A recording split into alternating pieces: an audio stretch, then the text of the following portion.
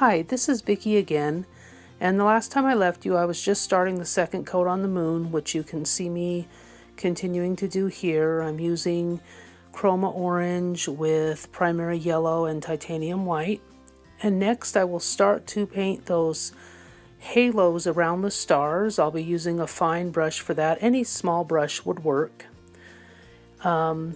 And these halos were unique in Van Gogh's paintings and may have been the result of some brain damage caused by substance abuse with absinthe. But at any rate, he used very unique little brush strokes to show those halos. And in just a minute, I'm going to take a look at Van Gogh's original painting. Now, if you look at the original painting of Starry Night, you'll see the halos that I'm talking about. And even though Van Gogh may have been actually seeing halos, he still can be credited with really taking a unique approach to showing them with all of those little tiny brush strokes. That was very unique to him. Some of the Impressionists used little brush strokes. Van Gogh used them differently. They were bolder and more abstract, and he really paved the way for further abstract work. He was still very representational in his paintings. He wasn't fully abstract, but he and the other post-impressionists really paved the way to make people more accepting of the abstract in art. He although they didn't accept it yet at his time, which is part of the reason that he didn't really experience much success in his lifetime. But if you look at his painting, you can see the halos, and you see the little lines in between all of the stars, the little brush strokes that almost seem to flow into each other like currents through water would go. They are related to each other in the way that they flow, and I'm afraid I don't do as good of a job of reproducing that as what he did, but then again, he was Van Gogh. So you see me here adding those halos that we talked about, and I'm just adding little brush strokes all around, going in circles around each of the stars. I start out by doing the little halos around each star individually first, and also the moon. And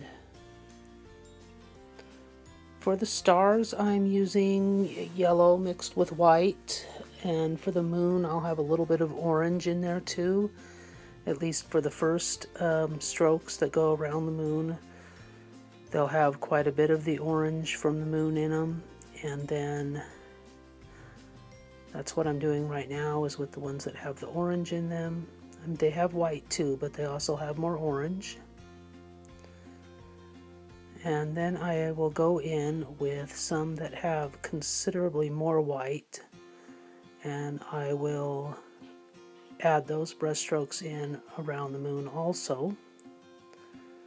Now, as I said, I'm not doing as good of a job as Van Gogh did, and in this painting, this is the second version of my Starry Night, actually the third of my Starry Night Over Seattle, and I don't feel like I did as good of a job on this one as I did on the original either, probably because I was trying to stay out of the way of the camera and stuff like that. So I think I will insert a picture of my original in here for you to see the original version of it. Part of the reason that I'm not quite as pleased with this one is because I think I did simplify it a little to try to make the videos take a little less time. I put in many more hours in my first original. But I wanted this to be shorter, and I wanted it to be accessible to a beginner to be able to reproduce what I was doing, so I simplified it. So what we're seeing here is My original was a simplified version of Van Gogh's painting, in a sense, and then this is a simplified version of that. So as you can see, what I did there was I took some blue and white and I mixed in more brush strokes in with the little swirls, and that blue and white mixture I'm now using it to make wider halos around all of the stars. I first added it into all of the swirls that go up in the sky, like I guess they represent wind. And now you can see what I was talking about, how the swirls like flow into each other.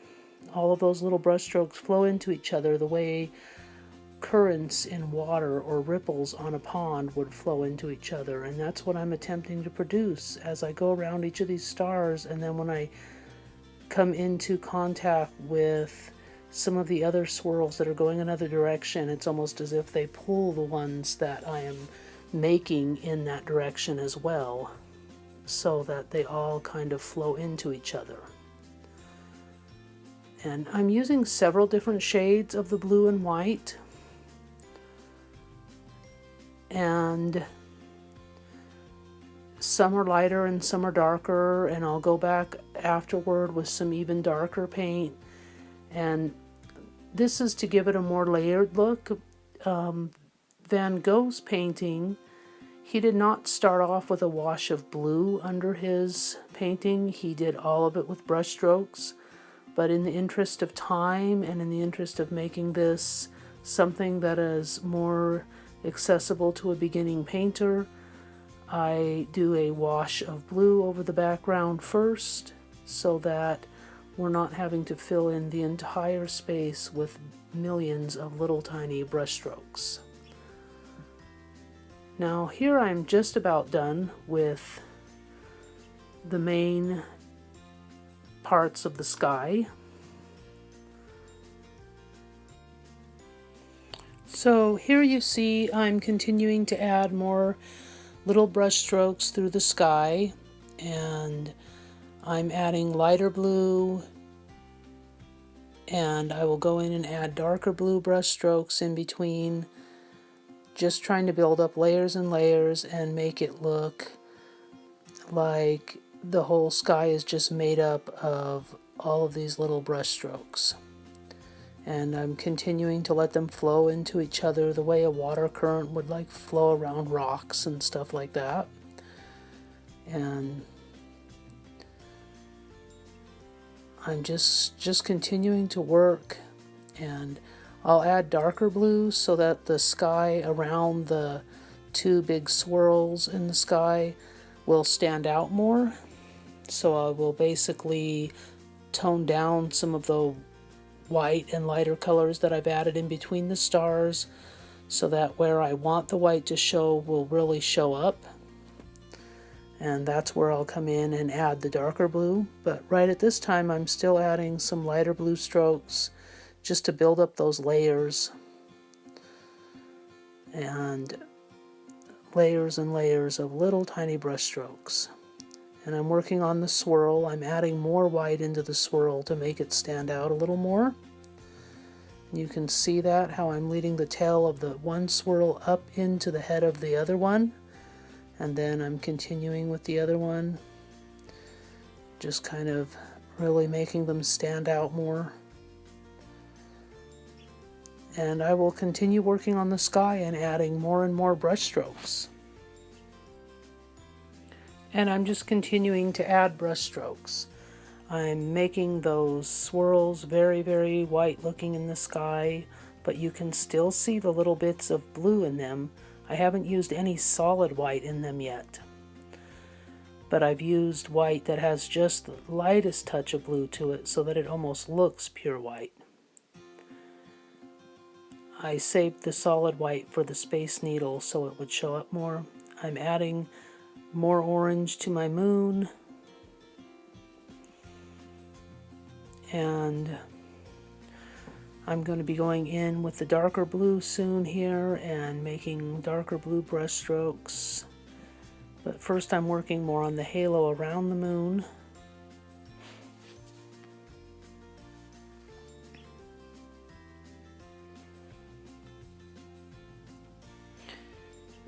And now I'm going in with the darker blue and making darker blue brush strokes all around in the sky in general, just kind of darkening it up in places, lightening it up in other places, and just really working on those layers and layers of brush strokes.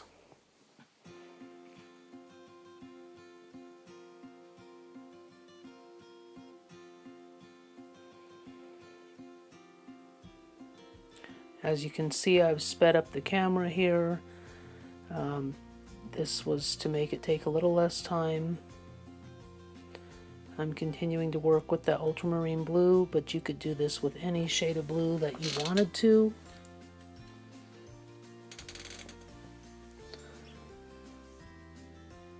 And I am just continuing, and I will continue to work on the sky for a while here. So I think I will just let the music play and let you watch.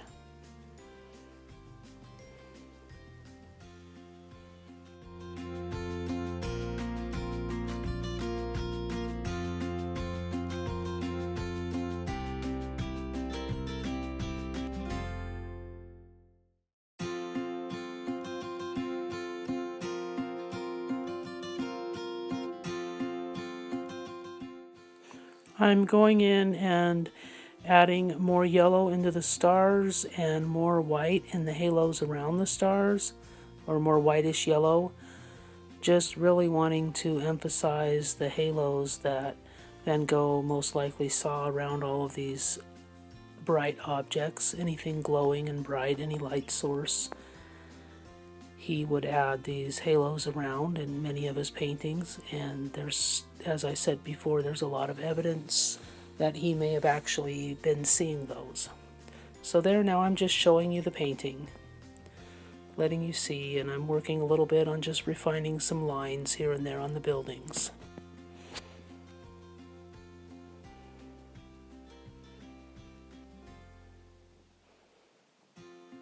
I'm needing to do that mainly because of places where I accidentally brought brush strokes where I didn't want them, and there I accidentally put blue on instead of black, so I had to wipe it off, and then I'm going to add black on top of it. It's pretty easy to dip your paintbrush into the wrong color paint on your palette. So I'm just going in and refining the edges of my buildings with the black and with the gray outline wherever I needed it.